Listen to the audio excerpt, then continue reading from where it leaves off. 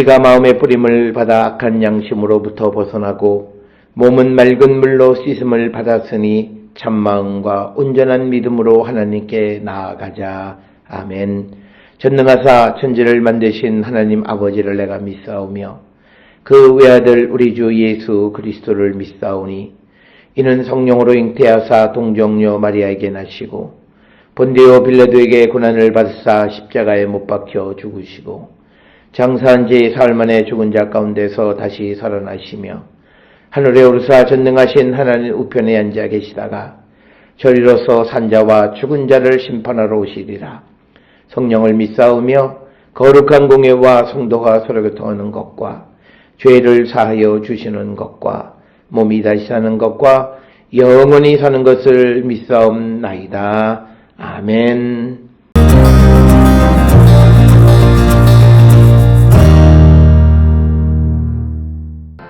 예수께서 홀로 계실 때에 함께한 사람들이 12제자와 더불어 그 비유들에 대하여 물으니 이르시되 하나님 나라의 비밀을 너희에게는 주었으나 외인에게는 모든 것을 비유로 하나니 이는 그들로 보기는 보아도 알지 못하며 듣기는 들어도 깨닫지 못하게 하여 돌이켜 죄사함을 얻지 못하게 하려 함이라 하시고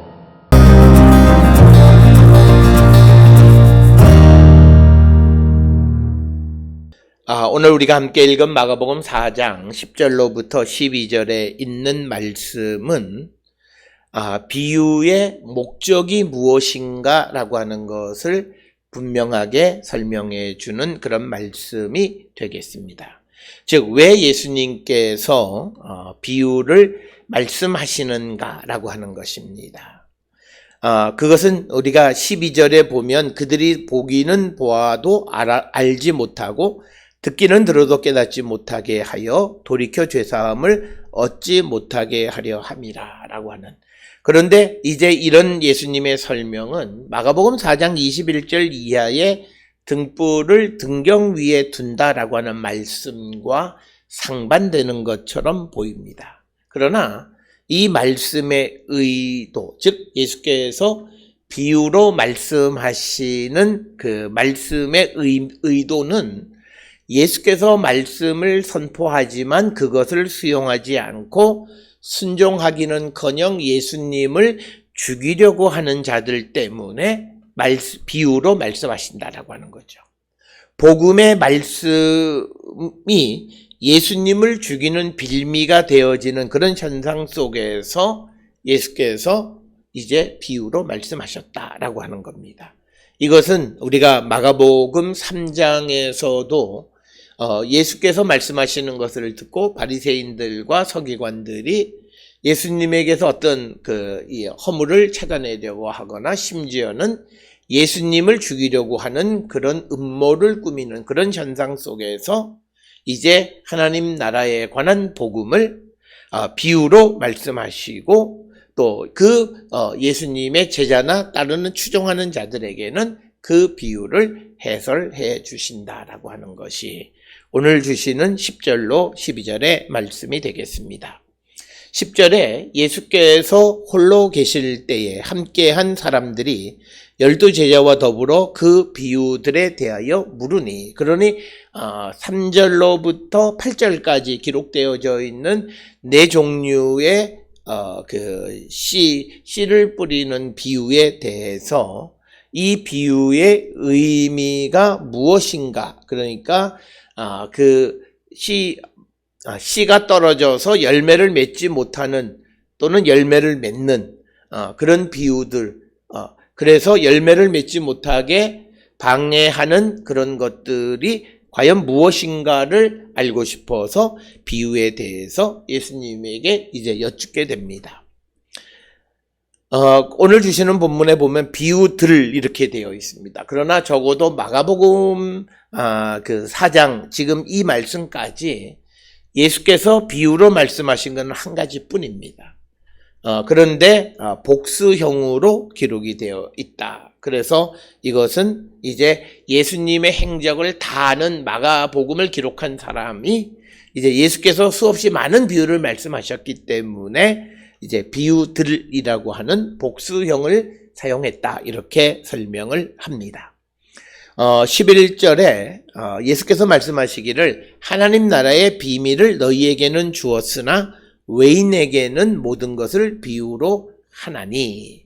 그래서 예수님의 제자들과 따르는 사람들에게는 비밀을 주었다. 비밀의 말씀을, 비유를 알게 설명해 주셨지만, 그러나 외인들에게는 모든 것을 비유로 감추셨다라고 하는 겁니다. 그러니까 오늘 주시는 말씀에서 내인, 즉 예수님의 제자들과 예수를 따르는 사람들에게는 하나님의 나라를 주셨지만, 하나님 나라에 관한 복음을 주셨지만, 그러나 외인들에게는 하나님 나라를 수수께끼로 또는 신비한 것으로 남겨두었다라고 하는 것입니다. 그래서 오늘 주시는 본문에 외인이라고 하는 말은 하나님의 나라에 들지 못한 자, 예수의 말씀을 수용하지 못한 자라고 하는 그런 의미를 띠고 있고, 하나님께서 결정하신 미래의 종말론적인 사건으로 감추어진 그 비밀에 관한 것으로서 오늘 주시는 본문의 외인이 누구인지에 대해서는 정확하게 언급하지는 않습니다만, 그러나 내용상으로는 예수가 그리스도이심을 거절하는 사람들, 즉 서기관들, 바리새인, 그리고 예수님의 그 형제 가족들, 지금까지 내용에서는 우리가 그렇게 볼 수 있죠.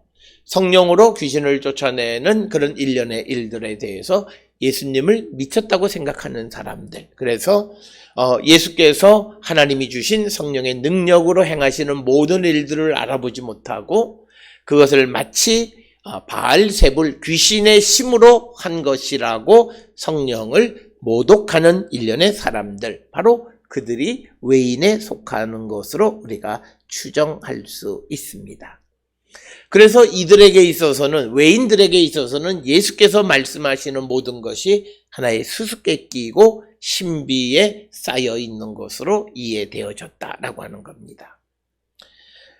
오늘 우리가 이 외인들에게 특별히 예수께서 비밀을 비유로 말씀하신 가장 큰 이유는 마가복음 3장에서 이미 언급되어진 예수님을 반대하는 사람들의 노골적인 행동과 무관하지 않다라고 하는 겁니다.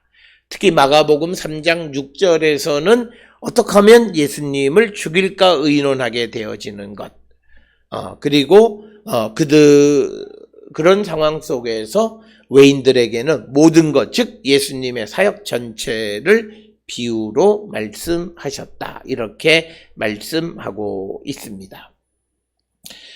특별히 12절에서 이제 이사야 6장 9절로 10절에 있는 말씀을 인용하면서 그들로 보기는 보아도 알지 못하며 듣기는 들어도 깨닫지 못하게 하여 돌이켜 죄사함을 얻지 못하게 하려 함이다. 그래서 오늘 주시는 본문의 말씀을 통해서는 외인들에게 죄사함의 기회를 제공하지 않기 위해서 비유로 말씀하셨다, 이렇게 이야기하고 있습니다. 그래서 오늘 주시는 이 본문의 12절의 말씀의 의도는 예수 그리스도를 믿지 않고 예수 그리스도의 가르침을 차단하는 사람들에게 구원의 길을 차단하기 위해서 비유로 말씀하셨다, 이렇게 말하고 있습니다.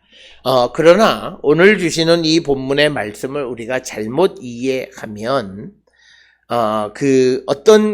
이 외인들에게 있어서 믿음의 길이 닫혀 있다고 해서 그들이 하나님의 나라의 비밀을 알게 되는 기회가 제공되지 않았다라고 하는 그런 의미는 아닙니다.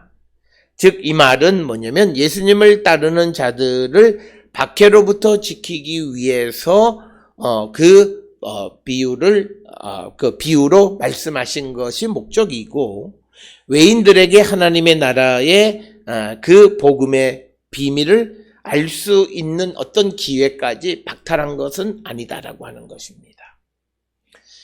그래서 오늘 주시는 이 본문의 말씀을 통해서 예수께서 왜 비유로 말씀하셨는가라고 하는 제자들의 이 질문에 대해서 하나님 예수님을 수용하고 예수님을 따르는 자들에게는 하나님 나라의 비밀을 다 주셨지만, 그러나 예수의 그 하나님 나라의 비밀을 수용하지 않고 받아들이지 않는 자들에게는 비유로 감추어 두셨다라고 하는 것입니다. 왜냐하면 그들은 그 말을 듣고 예수를 믿을 생각을 하는 것이 아니라 이미 마가복음 3장에서 보여주셨던 것처럼 예수님을 죽일 생각을 하는 자들이었기 때문에 그렇습니다. 오늘 우리가 살고 있는 이 시대에도 마찬가지로 복음을 듣고 예수 그리스도에게 더 가까이 가려고 하는 자들에게는 그 말씀의 깊은 의미가 깨달아지고 은혜를 받습니다. 그러나 주시는 말씀에 대해서 차단하고 말씀을 받아들이지 않으려고 하는 사람들에게서는 그 말씀의 의미는 전혀 깨닫지 못하고 비밀스러운 신비로 남아있게 된다라고 하는 것입니다. 따라서 우리가 하나님의 말씀을 듣고 그 말씀 안에 깨닫고 그 열매 맺는 삶을 살아가기 위해서 우리에게 필요한 것은 들은 말씀을 수용하려고 하는 그런 적극적 자세가 있을 때 주님은 우리에게 그 하나님 나라의 비밀을 알려주시고 모든 말씀을 깨닫게 해주시는 것이다. 그래서 우리의 마음의 중심이 어디를 향하고 있느냐, 더 주께로 가까이 가려고 하는 것이냐, 하나님은 하나님의 말씀을 들어서 어떻게 하든지 빌미를 삼고 또 어떻게 하든지 내가 말씀과 관계없는 삶을 살아가려고 하고 예수님을 무시하는 그런 처사를 갖고 그런 마음의 중심을 갖고 있는 자들에게는 하나님의 나라의 비밀은 영원히 비밀스럽고 신비한 것으로 남아있게 된다라고 하는 것입니다. 오늘 우리가 주시는 말씀을 통해서 우리가 예수님의 복음에 대한 태도는 어떠한가 다시 한번 성찰하고, 우리는 들은 말씀을 듣고 순종하고 말씀대로 살아가려고 하는 그런 좋은 마음을 우리가 가짐으로 30배, 60배, 100배 그 이상의 열매 맺는 우리 모든 성도들이 될 수 있기를 주의 이름으로 축원합니다. 기도하시겠습니다. 사랑과 은혜가 충만하신 아버지 하나님 은혜를 감사합니다.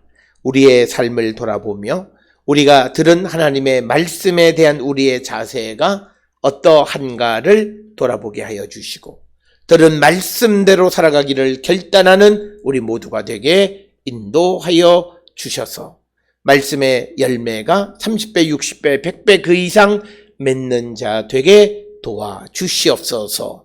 예수님의 이름으로 기도드렸습니다. 아멘.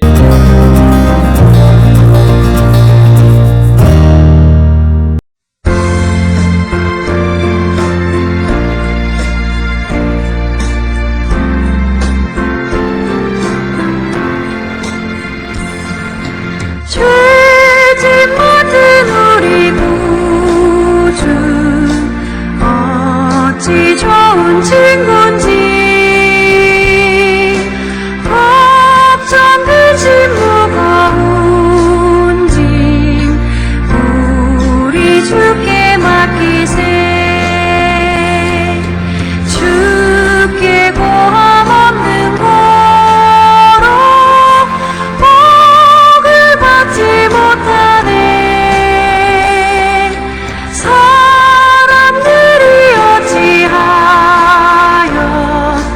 알을 줄을 모를까.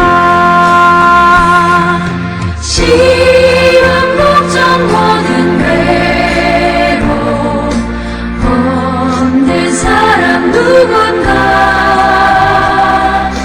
부질없이 낙심 말고 기도드려 아뢰세. 이런 진실하신 친구 찾아볼 수 있을까. 우리 약함하시오니 어찌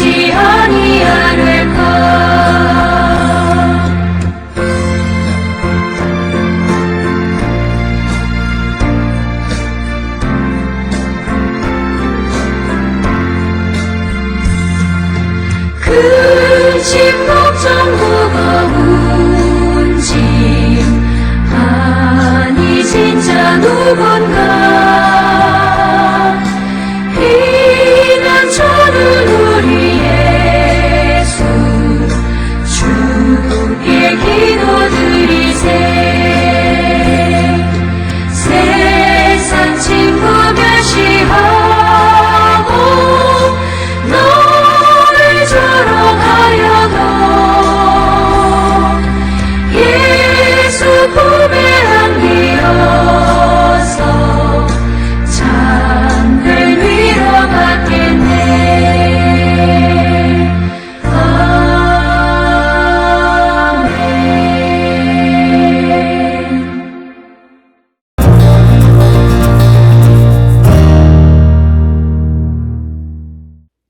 기도하시겠습니다. 이제는 우리 주 예수 그리스도의 은혜와 하나님 아버지의 무한하신 사랑과 성령의 위로 역사 교통하심이 하나님의 말씀을 듣고 순종하는 삶을 살기로 결단하며 세상을 향해 나가는 우리 모든 성도들 머리 위에 지금으로부터 영원토록 함께 할지어다. 아멘. 주 너를 지키시고 그 얼굴을 내게 돌리시어 정평화를 그 얼굴을 내게 돌리시어 내게 주의 은혜 쓰라 그 크신 은혜